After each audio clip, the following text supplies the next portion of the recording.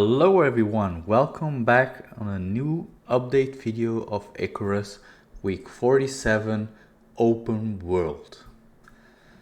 This week, Open World is here. This week we're releasing the highly anticipated traditional survival mode, with both the Styx and Olympus maps available to play.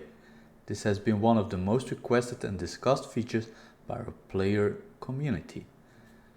When you start a session, you'll be given a variety of drop locations, difficulty options, and challenges such as world bosses, storms, and hordes to overcome. With full persistence and multiple sessions being able to be saved simultaneously, the planet can be conquered any way you wish. Below, we also talk to the future of open world and our other big upcoming feature dedicated service. Jump in and get all the details you need before launching into Icarus and beginning your newest challenge. The key features. Open World will provide the traditional survival experience, placing you in a battle against elements and predators of the planet. Your sole objective is to survive Icarus challenges as long as you can. You will be able to choose between either the full 64 square kilometer Olympus map, previously available as an outpost, or the full Styx map for your open world session. Multiple drop points in different biomes will be available for you to select. Your session, buildings, and resources will be persistent with no timer or expiry to worry about. Storms may damage your buildings, but only while you are playing. Okay. The planet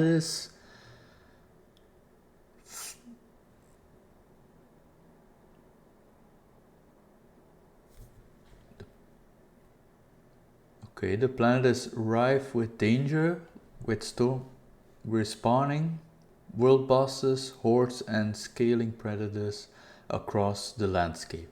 Along with fiercing storms to contend with, you are able to choose your difficulty just like outposts. But there is no option for a threat-free environment, so always be on your toes. Your friends can join you on your open world, following you onto the planet in the same drop point you chose. And you'll find boa and buffalo across the biomes for taming as pets and transport. With 64 square kilometers to explore, resources are abundant. Deep ore deposits can be found, so there's a wealth of ore to smelt and craft. Workshop items can be brought down to the surface and taken back with you to space, so returning to grab necessary gear is as easy as leaving and returning in your dropship. Multiple open world sessions can be hosted, so if you feel like taking a different approach, starting somewhere different, or simply testing yourself on a different difficulty setting, you can simply start a fresh session from the menu. How to play. Open World can be found on our new look home screen on the left hand list of game modes. Once selected, you can carry on an existing session or start a new one. You can select your dropship's landing location when you create a new game session. There are a range of different sites on the map and different biomes with varying resources. Beware, once you've chosen a drop point, this is where your dropship will leave from and return to every time you join the session. So pick one near where you plan on establishing your base. You'll have drop point choices in every biome, so use your experience in missions and outposts to plan accordingly for what you might need to survive in the harsher climates. Once selected, begin your session, let the games begin. Open world missions and outposts. With 3 game modes now, we wanted to provide a simple breakdown of each mode's unique features. Open world is a traditional survival experience with persistence, a full map, and scaling difficulty. It's raw, authentic survival at its most pure. Missions are on time limited, curated experience on Icarus, challenging you to complete various tasks across the surface on a contract by the faction, and then meant to be left behind when completed. Currently, there are only way to mine exotics and earn rents so you can buy workshop gear. Outposts are the smaller 1x1 square kilometer sandbox building environments, with regenerating resources and options to a threat-free experience where you can build, create, and experiment to your heart's desire. We've put together a table showing the key difference in each mode below. Just a list with the 3 different modes and what you can find in them. Now, I'm not sure about the full map aspect in missions, in open world of course, but missions, I'm sure you can't access the whole map in certain missions. You can in a few missions, but not all of them, I think. But also, they're saying many of you have been wondering why add persistence to your game now. So they're saying open world has been one of the most. That's what they said in. That's what they said up above. So, going to the next point, the future of open world.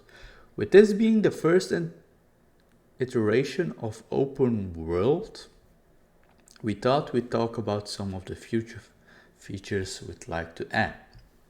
Resource regeneration is already something players have asked for. In Outposts, resources respawn each time you join, so you have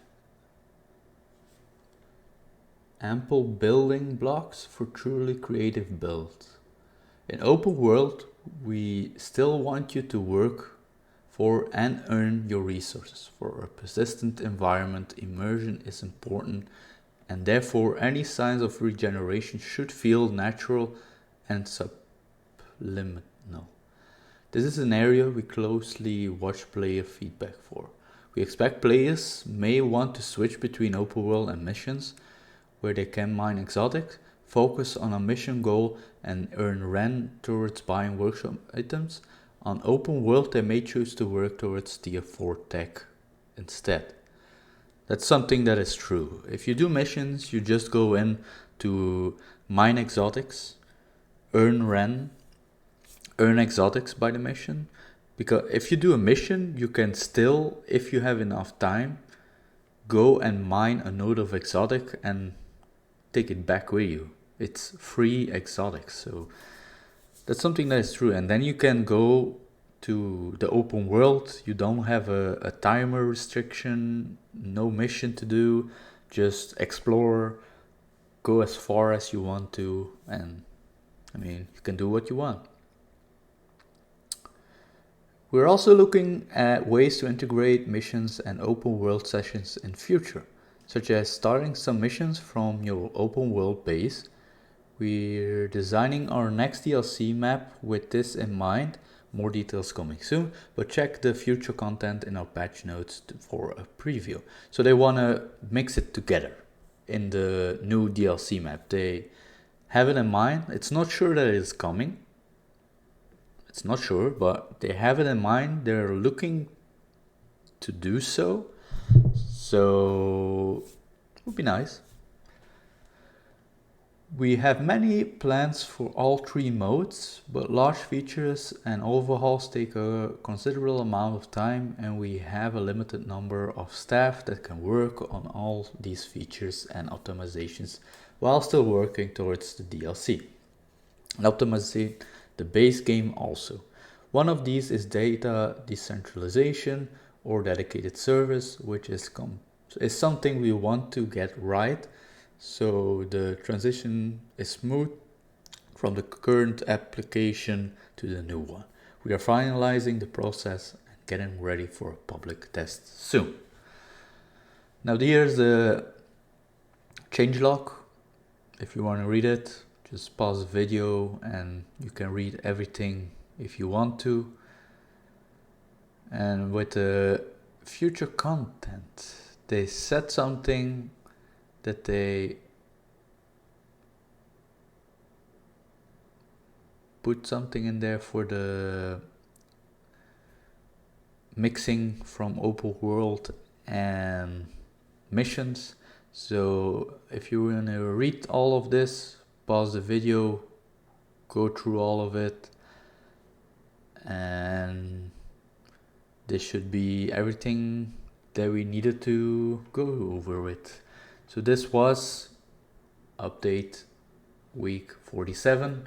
I hope you enjoyed it, and I will see you in the next video. Bye bye.